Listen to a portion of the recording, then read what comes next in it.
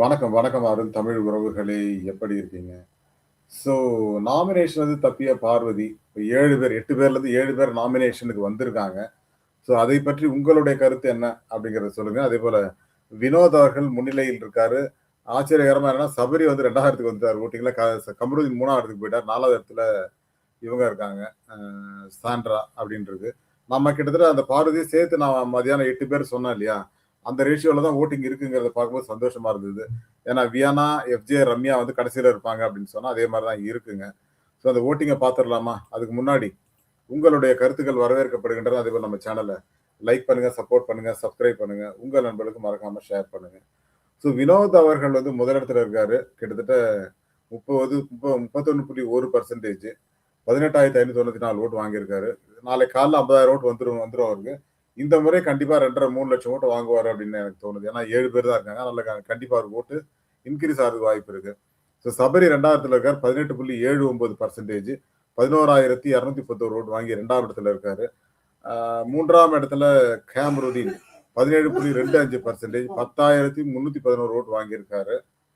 3ஆம் இடம். 4வது இடத்துல 14.94% 8,930 ஓட்டு சாண்ட்ரா வாங்கியிருக்காங்க. சாண்ட்ரா இந்த 15% ஓட்டு அப்படியே வாங்குவாங்கன்னு தான் நினைக்கிறேன். ஸோ வியானா 6வது இடம் 6.8% 4,064 ஓட்டு. எஃப்ஜே 6.35% 3,799 ஓட்டு 7வது இடம். சாரி 6வது இடம். ரம்யா வந்து 7வது இடம் 4.77% 2,857 ஓட்டுங்க. இப்படி பார்த்தீங்க அப்படின்னா, இப்ப ரம்யா வெளியில போறதுக்கு வாய்ப்பு இருக்கு. இப்ப சிங்கிள் எவிக்ஷனா, டபுள் எவிக்ஷனா அப்படின்னாலும், டபுள் எவிக்ஷனாக இருந்தா கூட வியானா, எஃப்ஜே, ரம்யா இந்த 3 பேர்ல இருந்தா யாராவது 2 பேர் வெளியேறுவாங்க. சிங்கிள் எவிக்ஷனாக இருந்தால் ரம்யா மட்டும் வெளியேறுவதற்கான வாய்ப்பு இருக்கிறது. அப்படிங்கிற மாதிரி தான் வீதமா ஏற்கனவே பேசியிருந்தோம். ஸோ அந்த வகையில பார்த்தீங்க அப்படின்னா, நம்ம நினைக்கிற மாரி தான் நடக்கும் அப்படிங்கிற மாரி தான் இருக்கு.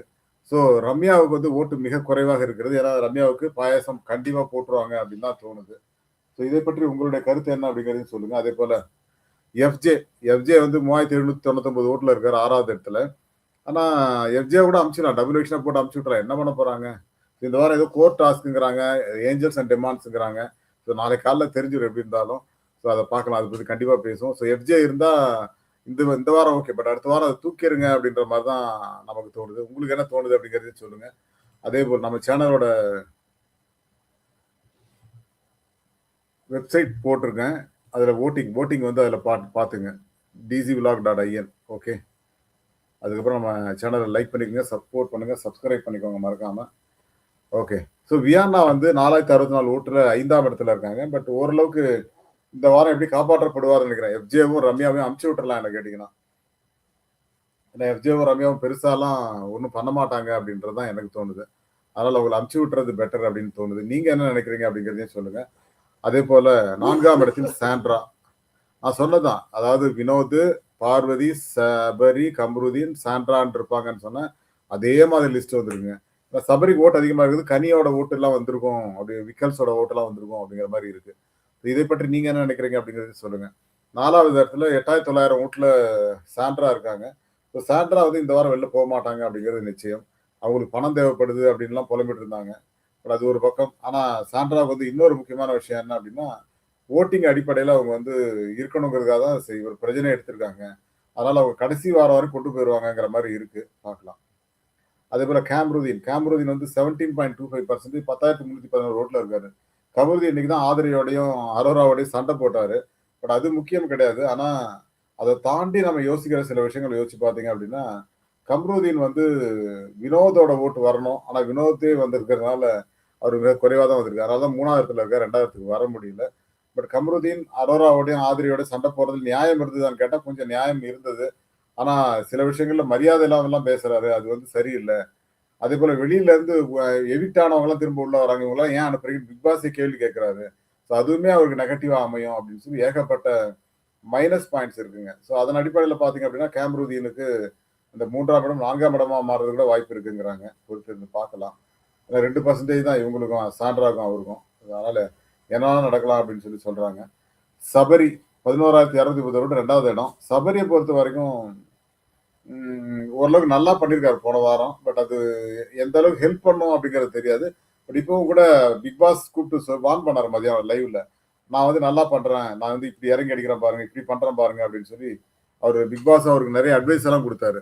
ஸோ அந்த வகையில பார்த்தீங்க அப்படின்னா, இந்த முறை இறங்கி அடிப்பார் அப்படின்னு தான் தோணுது. பார்க்கலாம். இறங்கி அடிச்சாரா நல்லா இருக்கும். அப்படி இல்லாட்டி அவருக்கு மிகப்பெரிய ஒரு பின்னடைவு தான் ஏற்படும். டாப் 5ல வந்துருவாரு. இப்படியே ஆடுனாருன்னா கண்டிப்பா டாப் 5ல வர்றதுக்கான அனைத்து வாய்ப்புகளும் இருக்கிறது அப்படிங்கிறது தான். எனக்கு தெரிஞ்சு பார்வதி இல்ல கமருதீன் யாராவது ஒருத்தர வந்து 90வது நாள் அது 95 99வது நாளா? 97வது நாள். வெளிய அனுப்புறது 89 7, 77, 84 ஆமா. 84, 91வது நாள், 99வது நாள்ல இருந்து 98வது நாள் வந்து அனுப்புறதுக்கு வாய்ப்பு இருக்கு. அப்படி இல்லன்னா 105வது நாள் வெளில போயிருவாரு. ஆமா. அதே போல வினோதுக்கு வந்து வினோத் தான் டைட்டில் வின்னர் நம்ம சொல்லியிருக்கோம். நம்ம சொன்ன பெர்சன்டேஜ் படி தான் அவர் வந்துட்டு இருக்கு. நான் 24ல இருந்து 29% மேல தான் வாங்குவார் தவிர கம்மியா வாங்க மாட்டார் அப்படின்னு சொல்லியிருந்தேன். டாப் 5ல வரும்போது 30, 35% மாறும் அப்படின்னு சொல்லியிருந்தேன். அது அப்படியே கால்குலேஷன் சரியா வருது பாருங்க. இப்ப 31% வாக்குகள் வாங்கியிருக்காரு. பட் இது குறையலாம். பட் 29, 30% வரை கண்டிப்பா வருவாரு. ஸோ அந்த ரேஞ்சில இருந்ததுன்னா கண்டிப்பா அவர் டைட்டில் வின்னருக்கான தகுதி அவருக்கு தானா வந்துருங்கிறது தான். ஸோ இந்த புரிதல் வந்து உங்களுக்கு எல்லாம் வேணுங்கிறதுக்காக தான் நான் சொன்னேன். ஆனா நிறைய பேர் அதை புரிஞ்சுக்க மாட்டேங்கிறீங்கிறது தான். அதாவது இப்ப நீங்க டாப் 4, டாப் 5னே வச்சுக்கோங்க. இப்ப இந்த ஓட்டிங்க பொறுத்தவரைக்கும் வினோத், சபரி, கமருதீன், சாண்ட்ரா, வியானா. இப்ப எஃப்ஜே, ரம்யா மட்டும்தான் டேஞ்சர் ஜோனுக்கு போவாங்க. எனக்கு தெரிஞ்சு வியானாக்கு நாளைக்கெல்லாம் கொஞ்சம் ஓட்டு அதிகமாக கூட ஆகலாம். ஆனா வியானா வந்து யாரு நல்ல பேர் வாங்குறாங்களோ அவங்களோட க்ளோஸா இருக்கு. இப்ப அமீதோட க்ளோஸா இருக்கு. விக்கல்ஸோட க்ளோஸா இருக்கு. இது எல்லாமே அவங்களுக்கு வந்து உதவாது. அவங்க கேம் தனியா ஆடணும் அப்படிங்கிறத புரிஞ்சுக்காம விளையாடிட்டு இருக்காங்க. பட் ஸ்கூல் டாஸ்க் நல்லா பண்ணாங்க. பட் இந்த வாரம் பெருசா அவங்க பண்ணலங்கிறது வந்து ஒரு வருத்தமான செய்தி தான். ஆனா எஃப்ஜே வந்து நெறைய சண்டை போடுறாரு. பார்வதியோட, கம்பியோட சண்டை போடுறாரு. ஆனா அது யூஸ்ஃபுல்லா இருக்கா கன்டென்ட்க்கு அப்படின்னு பார்த்தா இல்லைங்கிற மாரி தான் இருக்கு. அத தாண்டி அவர் வந்து நெறைய யோசிக்கணும். அப்பதான் வந்து இங்க தங்க முடியும். பட் எஃப்ஜே வந்து இந்த வாரம் அனுப்பப்படுவதற்கான வாய்ப்பு இருக்கு. டபுள் விஷயம் இருந்தால் எஃப்ஜே கண்டிப்பா வெளியேற்றப்படுவார். ரம்யா கண்டிப்பா சிங்கிள் விஷயம் இருந்தாலும் வெளில போயிருவாங்கங்கிறது தான். ஸோ இந்த 2 பேர் தான் சாய்ஸ் அப்படிங்கிறது நான் நினைக்கிறேன். நீங்க என்ன நினைக்கிறீங்க அப்படிங்கிறதையும் சொல்லுங்க. அதேபோல கம்ருதீன் வந்து பார்வதியோடயும் ஒரு ரிலேஷன்ஷிப், அரோராவோடயும் ஒரு சில ரிலேஷன்ஷிப். கம்ருதீன் வந்து பார்வதியோட அப்படியே ஒரு மாரி ட்ராக் போறாரு. திடீர்னு அரோரா கிட்ட சண்டை போடுறாரு. திருப்பி 1/2 மணி நேரம் கழிச்சு சாரி அரோரா கிட்ட சமாதானம் ஆகுறாரு. "என்னதான்யா உன் பிரச்சனை?" அப்படிங்கிற மாரி இருக்கு. அதேபோல ஆதிரியோட பயங்கரமான சண்டை. ஆனா ஆதிரிய வந்து போட்டு பொளக்கணும் அப்படின்னு. ஏன்னா வினோத பத்தி தப்பா பேசுறாங்க, பார்வதி பத்தி தப்பா பேசுறாங்க. ஆதிரி அப்படிங்கிறதுனால அவங்க 2 பேரும் சப்போர்ட் பண்றாரு அவரு. சோ அந்த விஷயங்களே தவறு அப்படின்னு சொல்றேன் நானு. ஏன்னா இந்த புரிதலே இல்லாம இவரு விளையாட்டு இருந்தாருன்னா, அவருடைய ஓட்டு குறையறதுக்கு வாய்ப்பு இருக்கிறது அப்படிங்கிறது தான்.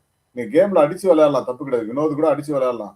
ஆனால் தொடர்ந்து அத பண்ணீங்கன்னா, உங்க பக்கம் நியாயம் இல்லன்னா, அது ஓட்டு குறைய ஆரம்பிச்சுரும் அப்படிங்கிற ஒரு விஷயம் இருக்குது. இப்ப பார்வதி வந்து ரொம்ப அழகா நாமினேஷன் தப்பிச்சுட்டாங்க. ஏன்னா ஒரு ஆள் தான் தப்பிச்சாங்க.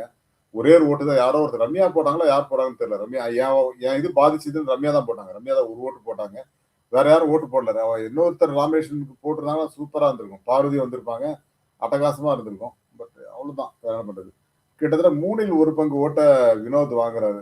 3ல் 1 பங்கு ஓட்டுங்கிறது சாதாரண விஷயம் கிடையாது. ஸோ இது அதிகமாகுமே தவிர குறையாது அப்படிங்கிற மாரி தான் இருக்குங்க. அதனால hats off to Vinod. So he will be the title winner. But 2வது இடத்துக்கு திவ்யாவா, பார்வதியா, சபரியா, கம்ருதீனா, விக்கல்ஸ் விக்ரமா அப்படிங்கிறது தான் வரும். 2வது இடத்துக்கு தான் எல்லாரும் போட்டி போடுறாங்க. அந்த மாரி தான் போயிட்டு இருக்கு சிச்சுவேஷன். ஸோ எப்படி வேணாலும் மாறலாம். பொறுத்திருந்து பார்ப்போம். ஸோ நம்ம சேனல்ல பார்க்குறவங்கலாம் லைக் பண்ணுங்க, சப்போர்ட் பண்ணுங்க, சப்ஸ்கிரைப் பண்ணிக்கோங்க. உங்க நண்பர்களுக்கும் ஷேர் பண்ணுங்க. இந்த வாரம் யார் வெளியேறுவாங்க அப்படிங்கிற உங்கள் கருத்தை பதிவிடுங்க. நிச்சயமா நாளைக்கு நம்ம தொடர்ந்து பேசுவோம். Thank you and bye to everyone. மீண்டும் சந்திப்போம்.